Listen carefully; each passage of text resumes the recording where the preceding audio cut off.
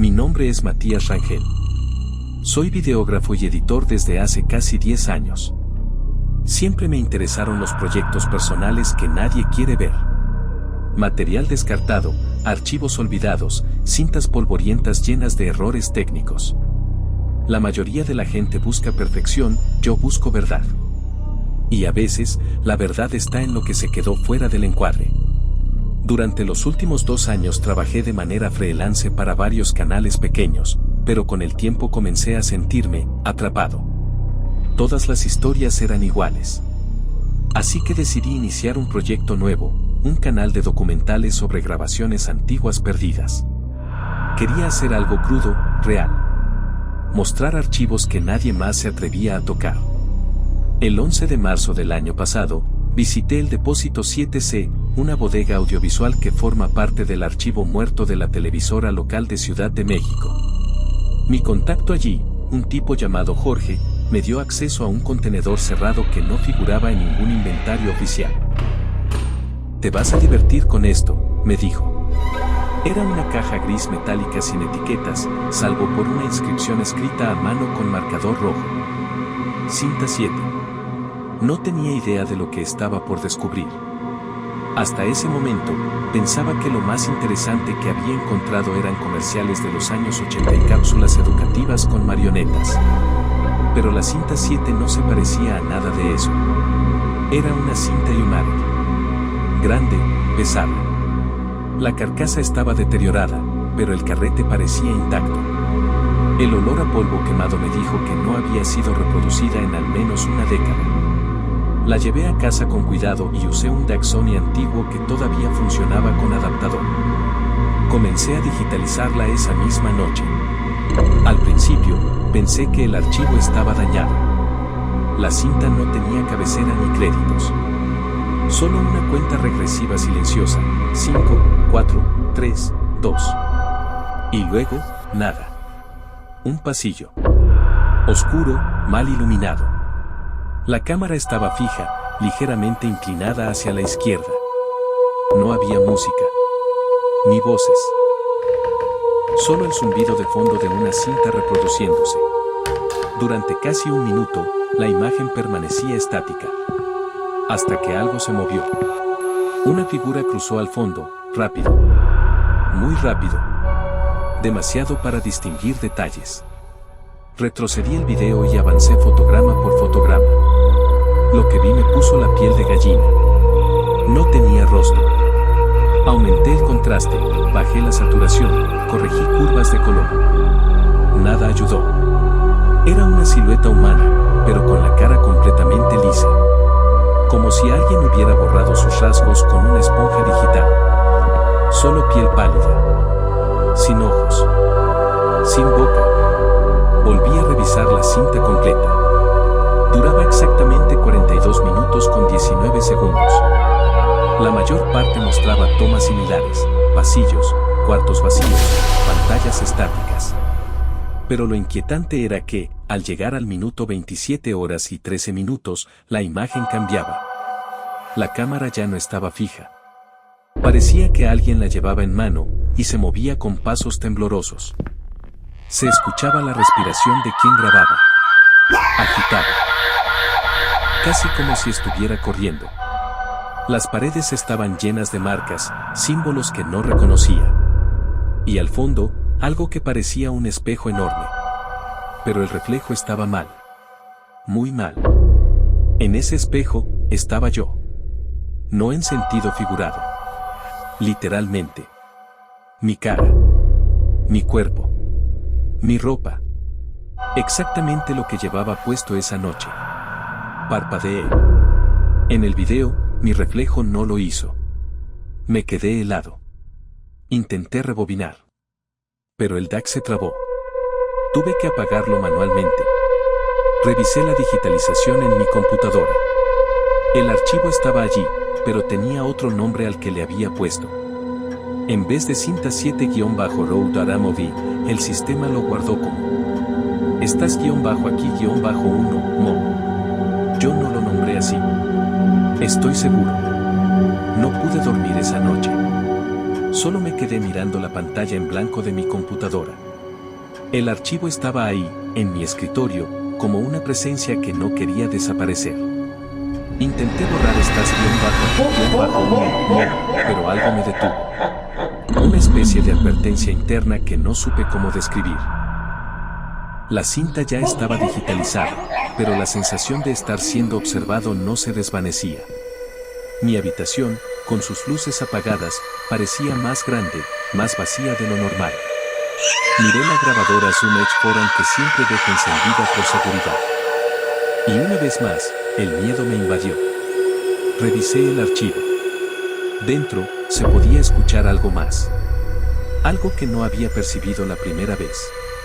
Un murmullo bajo, continuo. Cada vez más fuerte, hasta convertirse en un zumbido estridente. Y entonces, lo escuché. Matías. Al principio pensé que era un error de reproducción, una interferencia. Pero me fijé bien. Era mi nombre. Alguien lo había susurrado claramente, Matías. Decidí apagar todo y descansar. Pero algo dentro de mí me dijo que no debía hacerlo. Al día siguiente, me encontraba en un estado de cansancio extremo. El sueño me había atrapado durante la madrugada, pero los eventos de la noche anterior seguían dando vueltas en mi mente. Me levanté tarde, con la sensación de que alguien me observaba. No tenía ganas de seguir revisando la cinta, pero la curiosidad pudo más.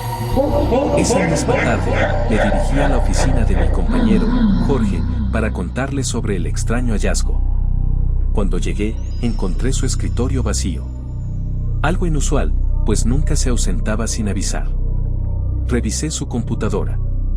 Estaba apagada, pero a un lado había una carpeta llamada Cinta 7. Un escalofrío recorrió mi espalda. Dentro de la carpeta había 3 archivos. Los nombres eran final-final-final, MOB, Cinta 7-RAW-V2, MOB, y Backup-aquí, MOB. Me pregunté por qué había archivos duplicados de la misma grabación. Los abrí. El primero era una versión ligeramente editada de la grabación original. Pero algo más aparecía en la imagen.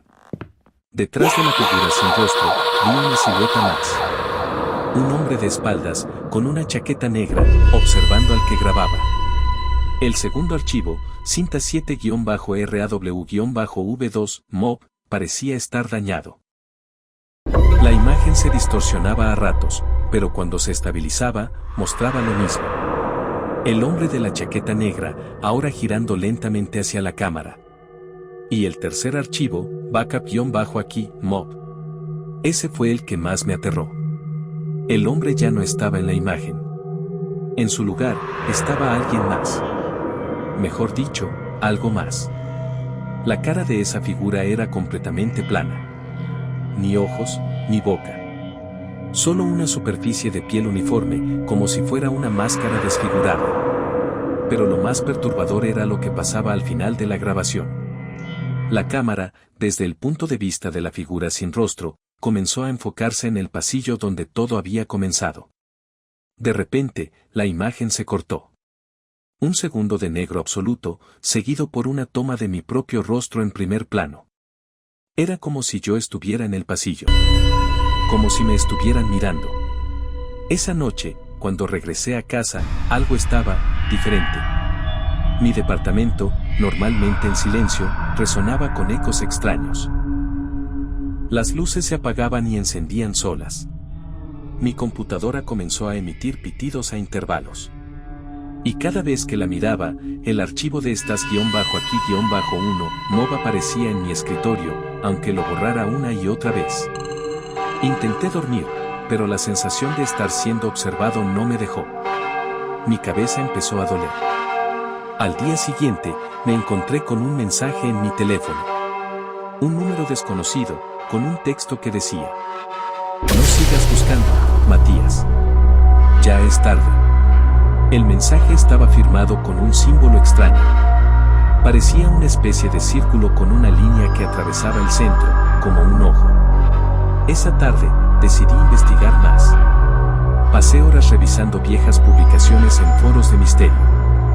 La mayoría hablaba de la Cinta 7 como un mito urbano. Algunos decían que era parte de un proyecto de televisión cancelado. Otros, que era un experimento social realizado por un colectivo secreto. Pero había un usuario, anónimo, que afirmó haber trabajado en la estación donde la cinta fue grabada. Este usuario dijo que el material original nunca fue destinado a la emisión pública. Estaba marcado como un proyecto de prueba. Un documental de estudio, cuyo propósito nunca fue revelado. Lo más inquietante del comentario de ese usuario era una frase que nunca había visto antes en ninguna otra parte. Decía lo siguiente: si encuentras la cinta 7, no la veas. Si ya la viste, olvídalo. Si no puedes olvidarlo, entonces ya estás dentro. De repente, me sentí atrapado. Como si todo lo que había experimentado estuviera ligado a algo más grande, más oscuro, que no comprendía. Decidí dejar el archivo en paz. El archivo, en algún nivel, ya me había poseído. Pero eso no sería lo último. La mañana siguiente me levanté agotado. Lo que había leído en los foros me dio una sensación de claustrofobia mental. La cinta 7 había dejado de ser solo una grabación extraña. Se había convertido en algo mucho más grande, un misterio que me envolvía sin que pudiera salir. Intenté olvidarme del archivo. Me concentré en mis otros proyectos, traté de distraerme con cosas que no tuviera que ver con el mundo de las grabaciones o los videos. Pero la sensación de que todo lo que estaba haciendo era insignificante, me perseguía. No fue hasta 3 días después cuando volví a pensar en ello. Mi mente no dejaba de darme vueltas. Algo me decía que debía investigar más, que ya había cruzado una línea invisible y que no podía dar marcha atrás. Recibí una llamada telefónica esa tarde. Era Jorge, mi compañero en la televisora. Él había vuelto de su viaje inesperado y quería hablar conmigo. Matías, tenemos que hablar. Hay algo que no te conté sobre esa cinta. Me sentí helado. No estaba preparado para lo que seguía. Al día siguiente, nos reunimos en su oficina. Su expresión estaba seria, más tensa de lo que lo había visto en años. Jorge había trabajado en la estación por más de 20 años, pero esta vez no me ofreció ni una sonrisa. Era evidente que había algo grave en todo esto. Lo que viste no es un accidente, Matías. No es casualidad que hayas encontrado esa cinta. Jorge me miraba fijamente, como si dudara de contarme todo. Me senté, esperando su explicación. La cinta 7 fue parte de un proyecto de investigación muy extraño, algo que la mayoría de la gente no sabe. Jorge se echó atrás en su silla, suspiró profundamente. No era solo un proyecto de grabación, era un experimento social.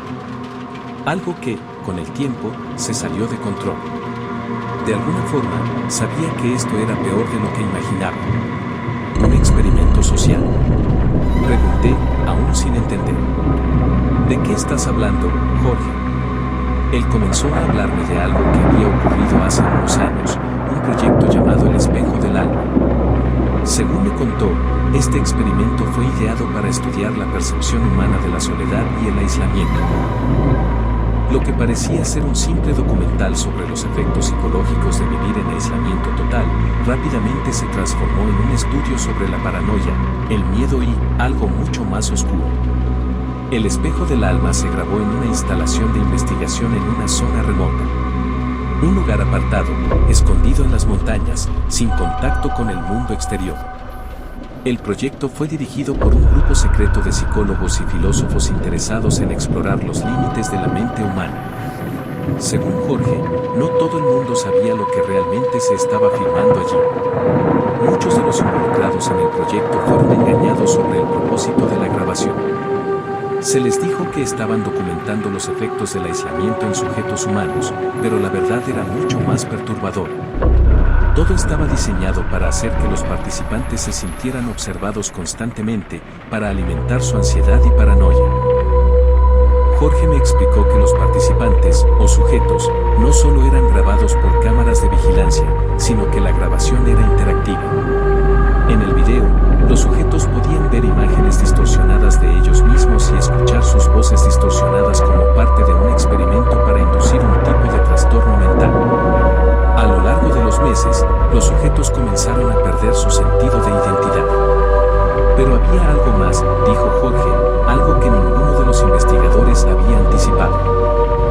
sintió que salió de las grabaciones y entró en el mundo real. Mi piel se erizó. Lo que Jorge me estaba diciendo me hacía sentir como si la realidad estuviera desmoronándose frente a mí. ¿Qué quieres decir con salió de las grabaciones? ¿De qué estás hablando, Jorge? Él levantó las manos, como si se estuviera preparando para contarme lo peor. Las grabaciones no eran solo grabaciones. Lo que estás viendo en la cinta 7 no es un simple archivo. Lo que grabaron tiene vida propia. Las palabras me chocaron. ¿Qué significa eso? Matías, la persona que grabó la cinta, la figura sin rostro. No es solo una grabación. No es solo una persona. Es algo que los investigadores querían crear, un ser formado por la ansiedad, el miedo y la desesperación. Algo que habita los recuerdos. Jorge se detuvo, esperando que procesara todo lo que acababa de decir. Aquel día, no pude dormir.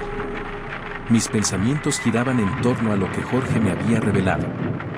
Las horas pasaban, pero no podía escapar de la sensación de que algo o alguien me estaba observando. El mensaje que había recibido días antes volvió a mi mente. Ya es tarde. Había cruzado una línea, y no podía volver atrás. Al día siguiente, me decidí a hacer algo que había estado evitando. Volver a ver la cinta 7.